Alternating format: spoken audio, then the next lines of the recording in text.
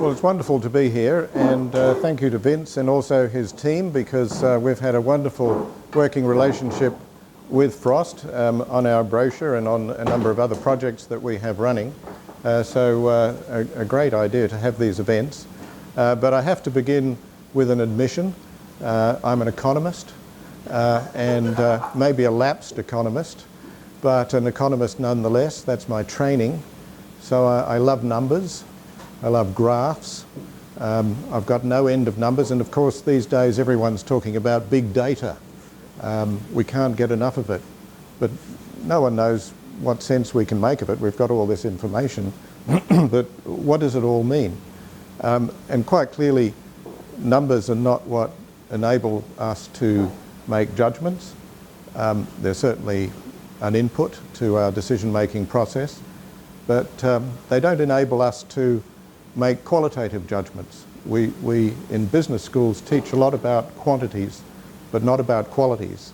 If you ask leading business people how they make their judgments, do they say, well, someone gave me a spreadsheet and it gave me the answer, or I had some numbers but I decided to ignore them because I'm basing my judgments on my experience, on intuitive reasoning, on how I visualize our company, how I understand the marketplace, and I think I'm right, but I'm going to take a lot of advice and then make a decision. Of course, economists don't even get that far. Economists don't really model decision making. Some do now, behavioural economists, but generally speaking, in the days that I did my PhD, it was all about pulling the levers and hoping that something in society and the economy would follow from that. But what we know now is that numbers brought us this, the global financial crisis. And business schools have played a part in the problem that we're now still grappling with on a global scale. The Economist had a very jaundiced view here in 2009 of business schools. For those of you who can't read it at the back, this has been a year of sackcloth and ashes for the world's business schools. Critics have accused them of churning out jargon-spewing economic vandals. Many professors have accepted at least some of the blame for the global catastrophe. Deans have drawn up blueprints for reform. The result? Precious little. This is the result. And at the same time as this edition of The Economist appeared, many of the world's deans were meeting in a most unlikely place. I was with them in Orlando, Florida, at Disney World, where we had an international accreditation conference. I commented later, and it emerged in the Financial Times, fortunately not attributed to me, that some deans saw this as a session in group therapy because we were trying to understand what went on and did we have a responsibility for it, and if we did, was that exaggerating our significance? I was sitting at a table like this with some deans from the Midwest, a lot of American deans there, and a guy with crew cut and looking very much the part of a Midwest dean said, well, I wouldn't say this at home, you know, but maybe Marx was right. Maybe capitalism is doomed. I said, well, we can certainly discuss that question. It disappeared, of course, in the next AACSB meeting when the financial system managed to gain control over public resources via the taxes and so on that everyone else is paying to get them out of the mess. But we do need to start with a few numbers. The numbers won't tell us everything, as I said. Michelle Obama said as much in her speech the other day. I don't know if you saw it, but it was a wonderfully crafted speech. She said, by contrast, she didn't mention Mitt Romney, but she said, by contrast with some people, my husband doesn't spend all night poring over the numbers. Of course, numbers are important, but he makes judgments. He makes judgments about things that have critical importance to the world. He makes a call on them. And that's what design thinking is essentially about. The ability to use intuitive reasoning as well as analytical reasoning to make qualitative judgments. Quantities are important, but so are qualities. So we have, for example, this set of quantities. And I don't know how many of you share my love of graphs, but I'll try and take you through this. This is, just look at the last two bars here. This is Australia. This blue bar is the productivity contribution to the growth in our national income during the 1990s. Practically all the contribution that was made to our growth. Productivity, the output we get per unit of input. This is the 2000s. The blue bit has almost disappeared, or at least it's gone down by about half. And we've got a very large bit here, the grey bit. That's our terms of trade.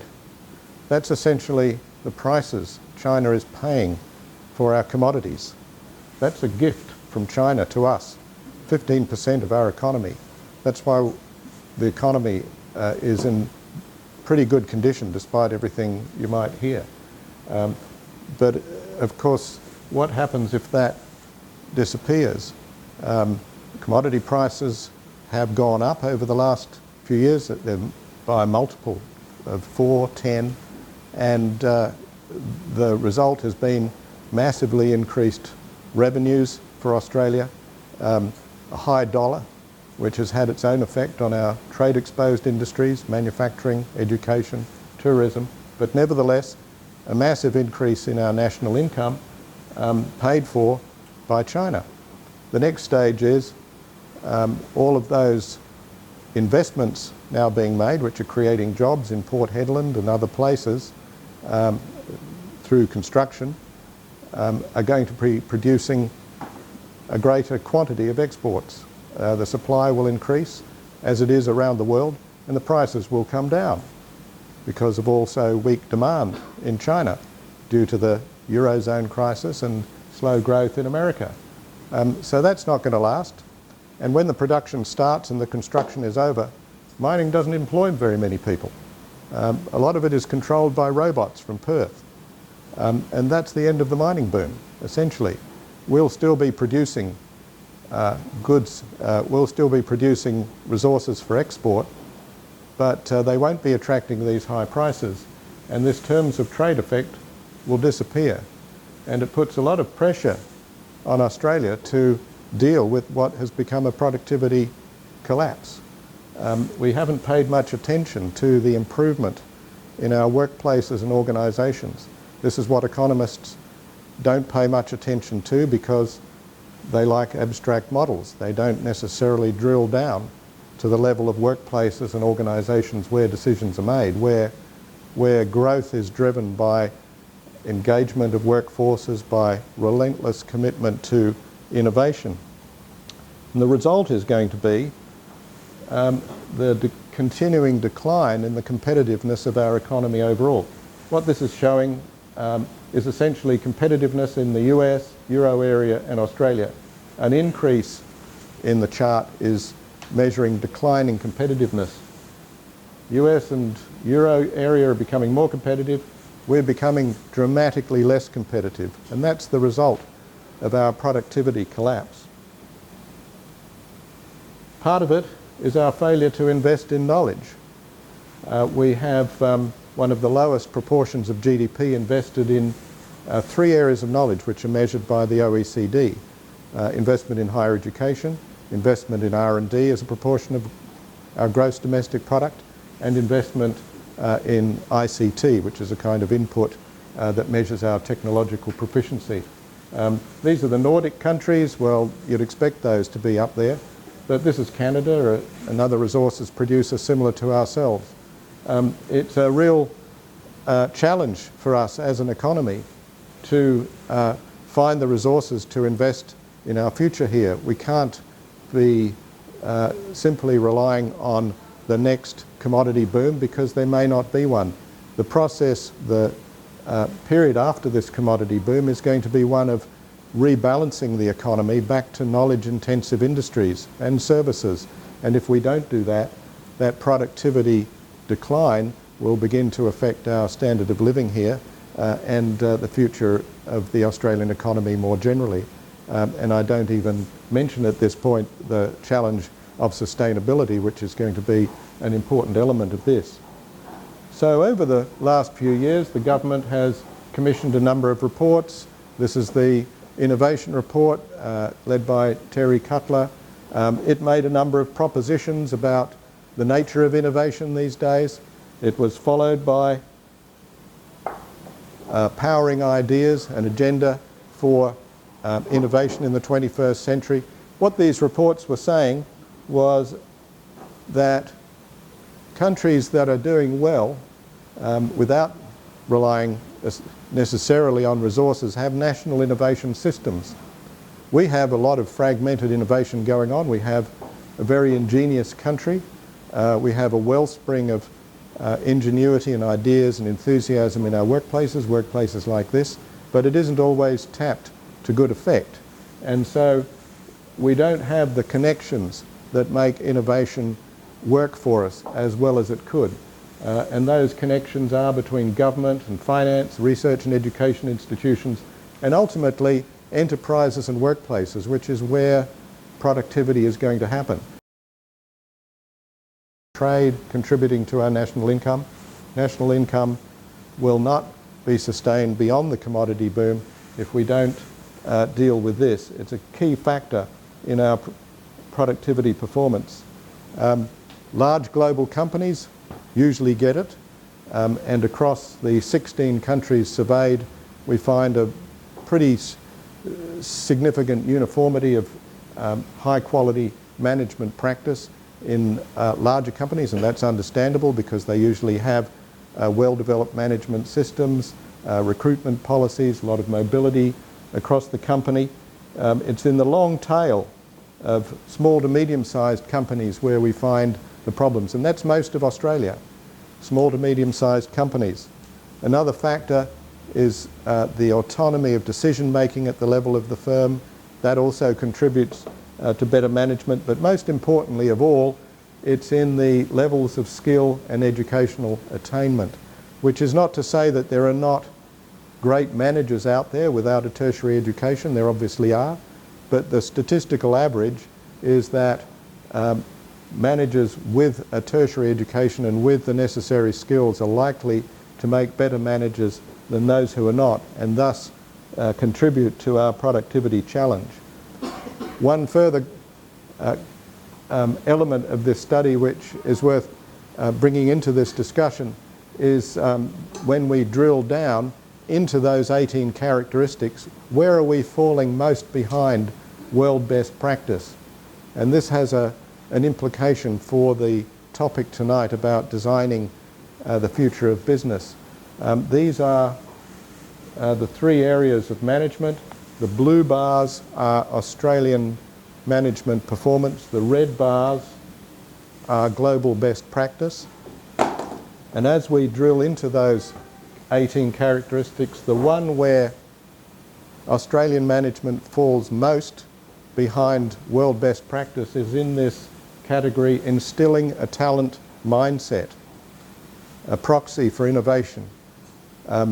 The failure of managers to engage with creativity and talent and ingenuity in our workplaces. It's surprising really that this is the area where in a country which is full of ingenious people, that this is the area where we should fall most short of comparable companies in Nordic countries, in Germany, in the US, in Japan. This is the area where we need to work most in developing a new mindset among our managers and hence also in our workforces. Business schools have a big part to play in achieving these changes. This is a typology which has been set up to analyse the role of business schools. Are we in this professional quadrant? Are we more in a liberal arts quadrant? Do we do too much teaching and not enough research, or vice versa? Do we not have sufficient impact? Should we focus on our scholarly impact? These are the questions that business schools are asking themselves, but they're doing it in a very instrumental way.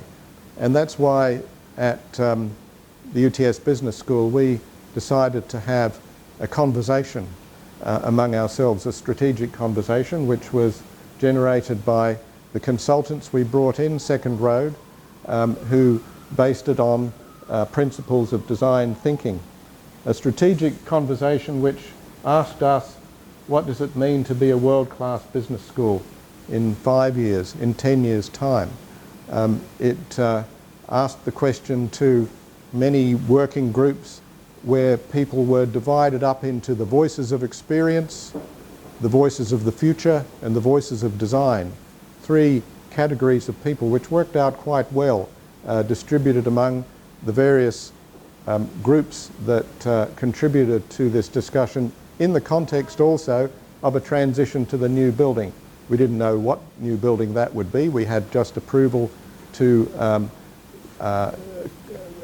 have a design competition to get a new building set up and an architect identified. So that question, when it was put like that, led people to think, well, one of the problems that we've identified in the global financial crisis is that business schools operate in their silos. They have high levels of technical proficiency in accounting, in marketing, in finance, but there's nothing really that brings all that together. There's no integrative thinking. There's no design thinking that enables people to think intuitively across the boundaries, as well as thinking about the analysis that is going to drive conclusions. There is a great attention in business schools to rational problem solving, but what are the processes of thinking that come before that or alongside it? Where are they figuring? The kind of thinking that requires us to understand and to make judgments, which is the kind of thinking that is going to be important for the next generation of managers.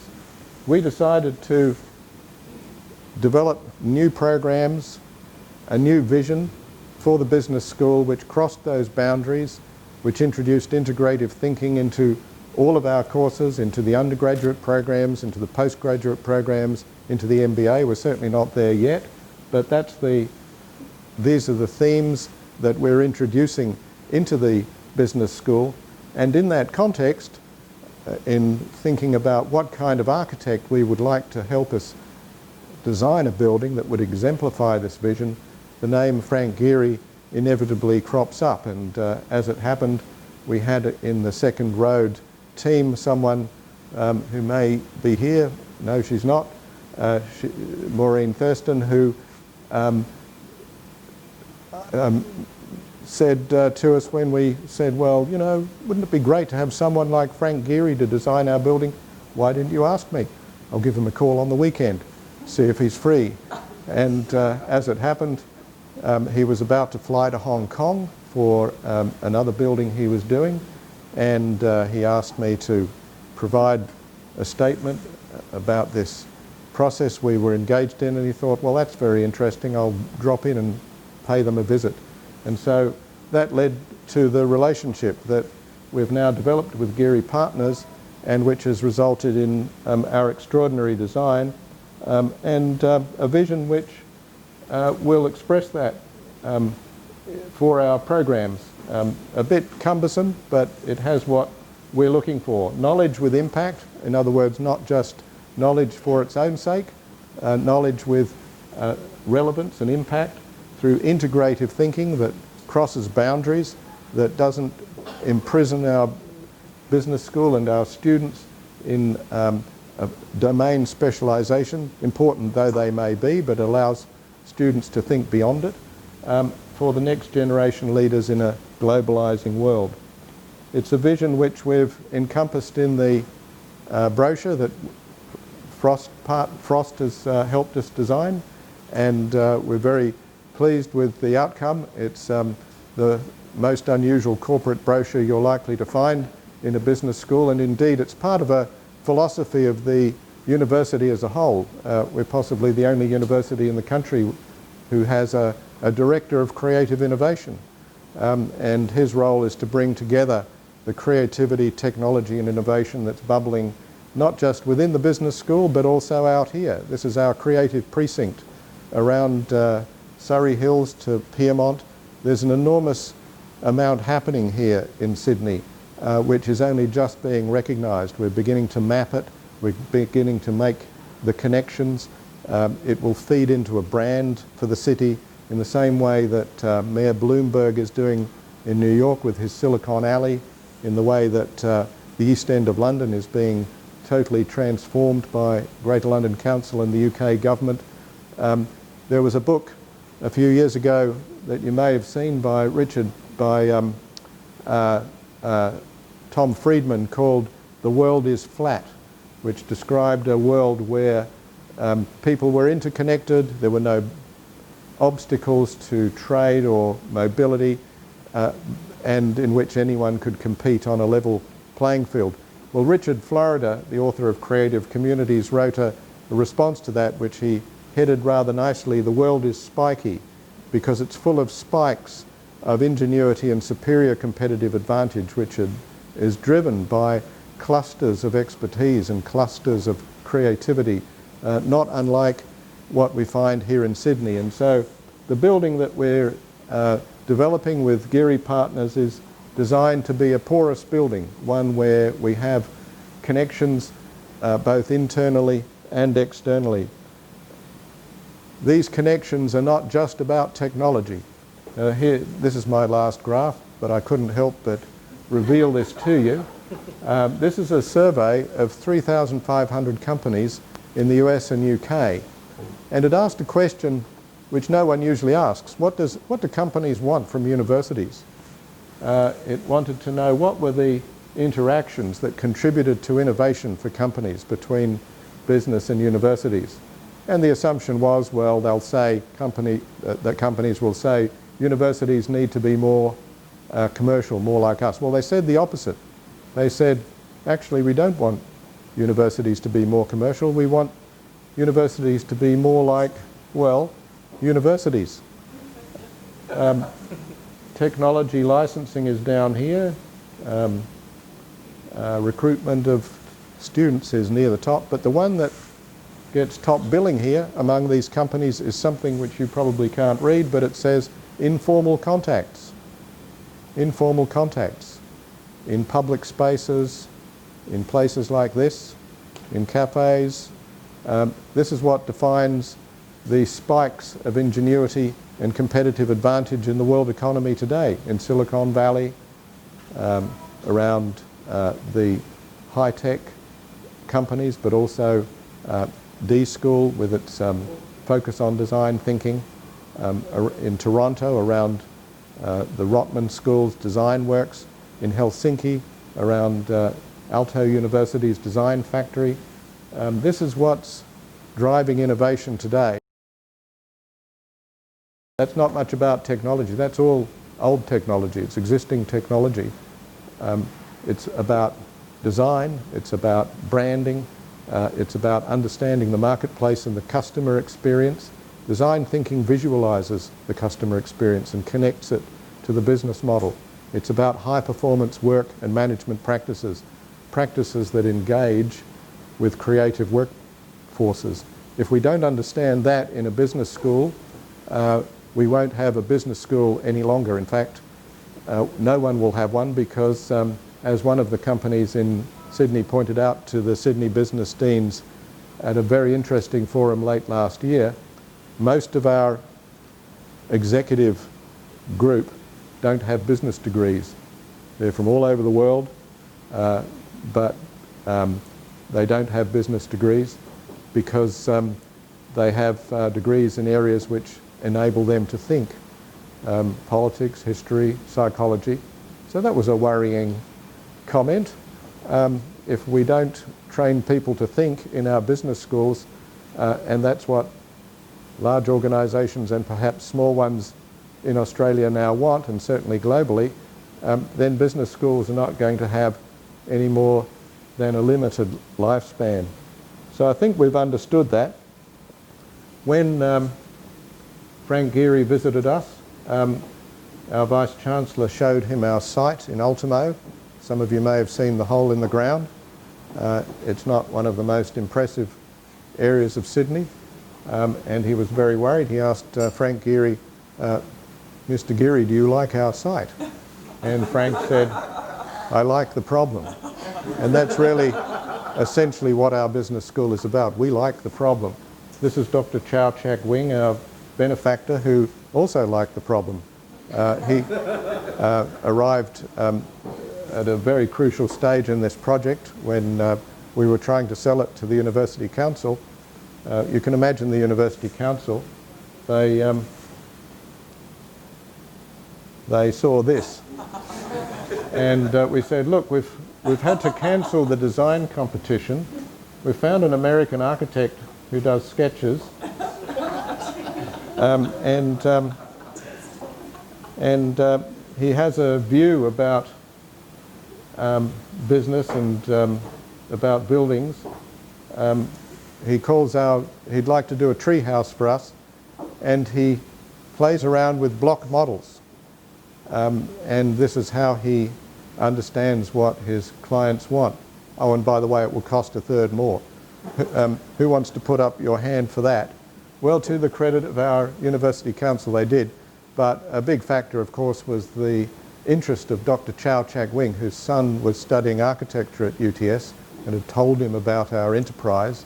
And, well, Dr. Chow Chak Wing is quite a wealthy man, and he wants to make an impression in Australia. He wants to contribute to education. It's a pretty sad commentary, I think, on entrepreneurship and philanthropy in Australia that we can't generate enough people like that here to contribute to skills, education and creativity, which, as we saw earlier, is going to drive a balanced economy beyond the commodity boom in the future. But anyway, we're very grateful to Dr. Chow for his $25 million contribution, the biggest contribution to any university project in Australia.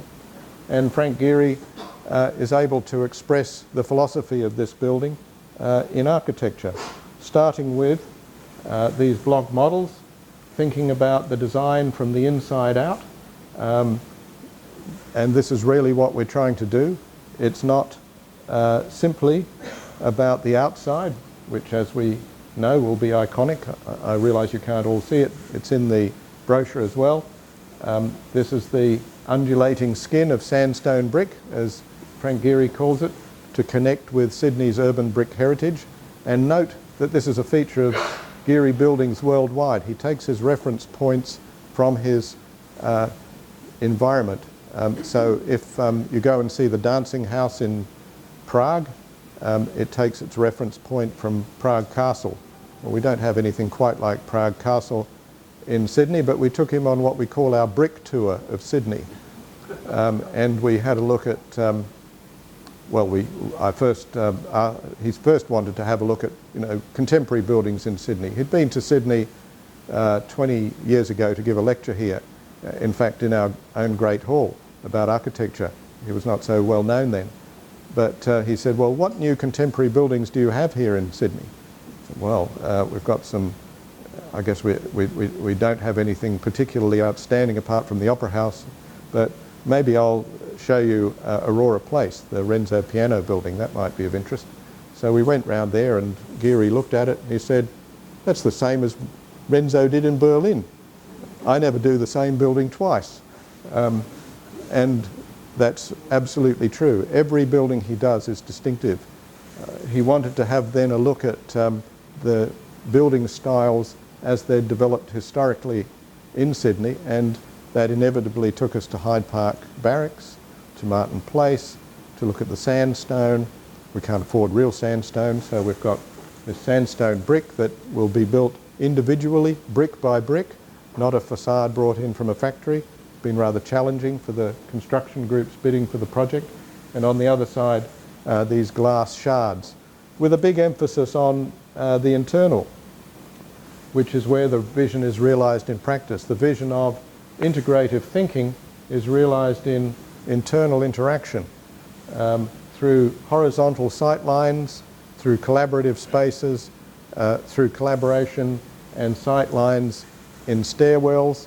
He sent us on a very early trip to one of his buildings at MIT, the starter building, which is information sciences, and he wanted us to have a look at that, and we said, we came back and we said, well, that won't actually work for us. Yeah, I knew that, I just wanted you to check. It was based on a series of cul-de-sacs that were very appropriate for the information and computer scientists in MIT, because they'd had a great experience over many years in an old building called Building 20, where radar was invented. They'd been in there since the 1930s. It was falling down, but they loved it. It was not precious, as they said. It was something they could play around with, and they could find their own cul-de-sacs to do their work. That's exactly what the starter building is about. That was designed for their philosophy. But once he knew that that was not our philosophy, we wanted interactive spaces, this is what emerged. This is the interior design of the building. And so what we're saying to business and the community more broadly, and we're saying this as a university and as architects, and we have some colleagues here from Darryl Jackson, Robin Dyke, our local architecture firm who is working closely with Frank Geary on the whole design of the building. We're saying join us in this vision of business education, which will be realised inside this building. There are some wonderful features to it. We asked Frank, look, we might be able to afford some artwork, but maybe not. Maybe you could do something interesting with the staircase. And so he came back with this model, which is sort of steel undulating curves in the way that might remind you of the Walt Disney Concert Hall turned inside out. Will this do? So he's very obliging, and this is a pod which will exemplify this different approach to business education that we're taking. It's a theatre in the round where people face each other, they share the learning experience. The lecturer is in the middle or on the side, but essentially everyone's working together with a telepresencing level on the top. This is something that Frank Geary wanted to do at the Weatherhead Business School in Cleveland, but there and in every project actually, and I'm sure you've read about them, he's always running into problems and controversies. And in the case of the Weatherhead building in Cleveland, the new president of the university wanted to reverse everything the previous president had done, and he came along and he saw what Frank Geary was doing, and he said, well, I want to build a law school next to you, so you'll have to take a footprint a fifth less than what you have. This was very disconcerting for the faculty. They thought, that's the end of our project. Geary is going to abandon us. Well, Geary said, make it fit. And they went away with the senior team at Geary Partners, and they came up with an alternative design, some of which was underground, and they made it fit, and they brought the design back to Frank Geary. Frank Geary tore it up, threw it in the bin, and he said, now that we know we can do it, let's try and find out what we want to do. And one of the things he wanted to do was this pod, which he created in an underground space. It wasn't ideal, perhaps. It has a light tube coming into it, which is rather sculptural.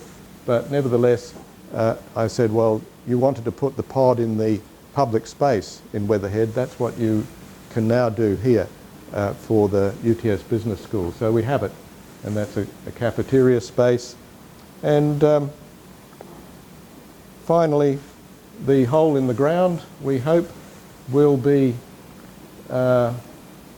soon encompassing this new design. We're having some delays due to remediation problems, inevitably, with all the chemicals in the soil. Chinese artifacts were discovered here, believe it or not. There was an early colony or early community in the 1830s in Sydney, just where we happen to be building. And so having discovered these artifacts, it would not have been a good look for Dr. Chow Chak Wing if we'd put a bulldozer through them. So we're saving those and we're going to put them in a glass case. But the point here is that this is the creative precinct of Sydney. This is the Ultimo pedestrian network, as it's called, which will run alongside the building.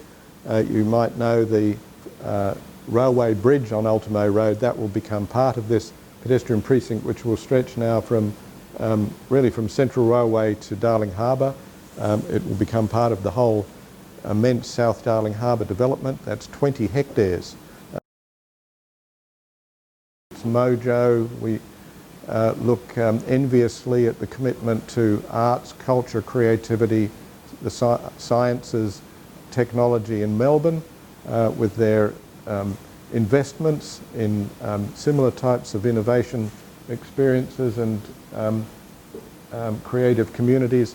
But if we get this right, it really does reposition Sydney as Australia's global city. If we get it right and we brand it and we have a fabulous Frank Gehry building in the middle of it, along with others by Jean Nouvel on the Central Park site, if we really get it right around South Darling Harbour, if we ever get it right, and this is a bit of an aspiration at Barangaroo, there are some good ideas there, I believe, but we sometimes struggle to find them, then we really have a world-class city with a world-class contribution to not just the culture and the community, but also, and this is essential to get the support of government, the contribution to our economy. So finally, which one will show the final slide? There's a trick to this, I'm sure.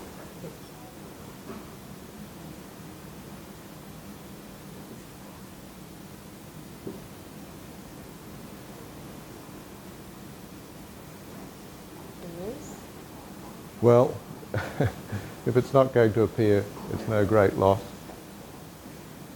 Will it appear? Lost the connection. Okay, I'll read it out. So I started off with The Economist, and it was rather disparaging, you might recall, of business schools and their role in society. There was a very interesting Economist survey last year of Australia, and it ended on this note, and I'll end on this note as well, because it depicts what we need to do in Sydney at our business school and in this community to create a world-class creative precinct and a world-class environment.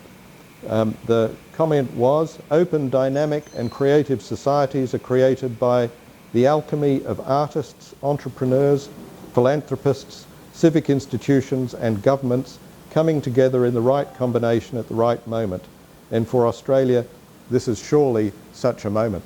So as we think about the options that we have beyond the commodity boom and understand that we're not going to be able to rely on that for very much longer, this is the kind of thinking that we need to incorporate in our business decision making and in particular in our public policy.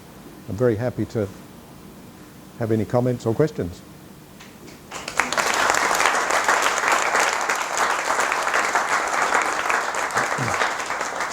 Yep.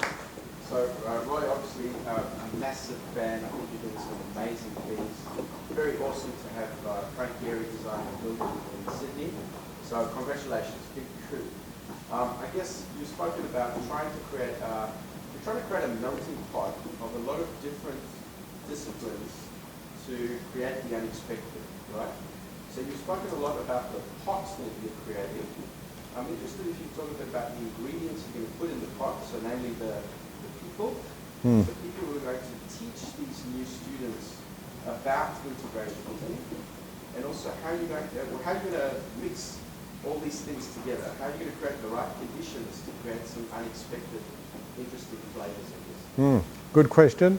And well, Machiavelli wrote quite a lot about change, and one of his most seminal observations was that in making change, you generate opposition and hostility in great measure and that measure is never quite met by the constituency that will benefit from the change, because they don't know it yet.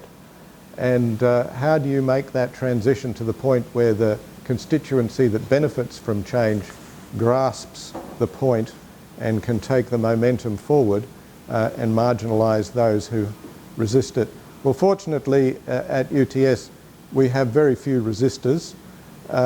We have a good critical mass in favour of the kind of changes we want to make to business education. And in a business school of our size, we have 10,000 students, 6,000 undergraduates. We have about 250 academic staff and another 100 or so administrative staff. In that context, you will always find a sufficient number of people who not only get it, but are also highly motivated and want to contribute.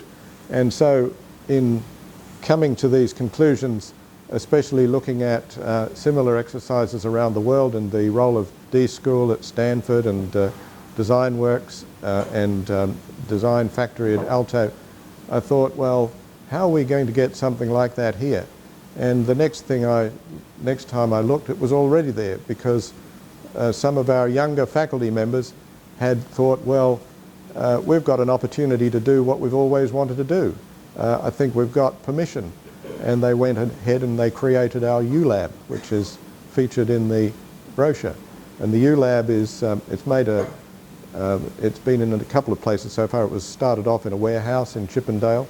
It's now in the UPN, run by not just people in the business school, but people in design, bringing design thinking into business and in engineering.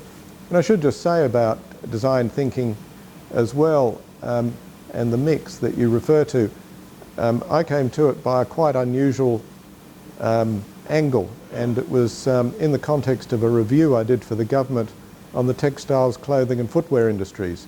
I thought I was on that innovation review that I referred to, that the Minister was definitely going to put me on, and he gave me a call one weekend and said, you know that review you thought you were doing?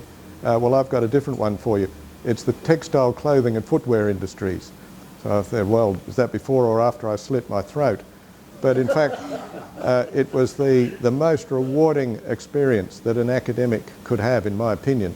It was a microcosm of our whole economy, and in particular of manufacturing. It's been taken forward with the Prime Minister's task force on manufacturing. Many elements of our textile industries are no longer competitive against low-cost Chinese competition, and some of them are going to go. But we have these immensely creative and competitive areas of smart fabrics. We have companies, for example, that are the global suppliers of the year to Kimberly-Clark in smart fabrics. We have companies in fashion and design that are the envy of the world, and indeed leading the sector. But what we're doing in our universities, which I also looked at as part of this report, was pumping out these very highly qualified, very bright young people from design schools, from QUT, from RMIT, from UTS, with 8R scores of 96 or more, who all wanted to start their own businesses, and they did. And 90% of them failed within 1 year. So I in my rather perhaps arrogant way from the business school point of view, argued that design schools should make better use of business schools. Business schools can help out. But the reaction was unexpected. The reaction from the design schools was, yes, we'd be very welcoming of that interaction with business schools, but what you don't realise is you have more to learn from us than we do from you.